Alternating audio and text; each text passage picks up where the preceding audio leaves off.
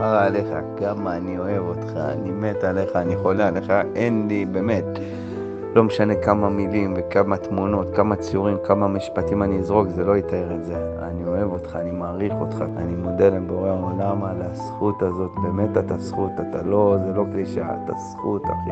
אתה באמת, אתה אות ומופת. ואני מעריך אתכם, מדהימים, מדהימים, ובכלל, כל המשפחה. וואלה, שתתפנקו, שהסבל היחידי שיהיה לכם זה רק מהכאב של הגלידה.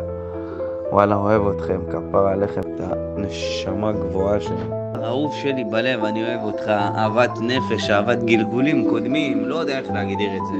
ואת כולכם, תודה רבה על הזכות. חיים שלי, אהוב בלב אתה, כפרה עליך.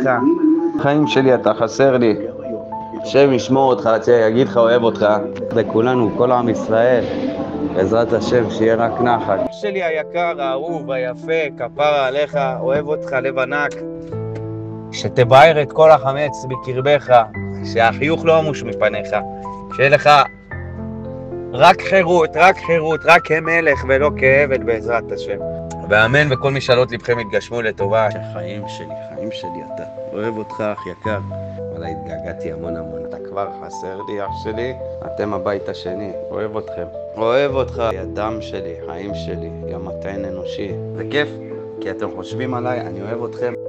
כפרה עליכם, החיבוק ממך, אין יותר משלוח גדול מזה, אין יותר אהבה גדולה מזאת, אין יותר, כל העולם עומד על זה אחי. אני אוהב אותך אח, יא לב ענק. שיקות. אח שלי, רציתי להגיד לך, אהוב שלי, אחי הגדול, כפרה עליך ועל הנשמה הגדולה, התאורה שלך, המזוקקת הזאת, שרק תתרבה. מה אני אגיד לך, אחי? חיממת אותי. תודה שדאגת לי. תודה על החום בלב הזה. אין עליך.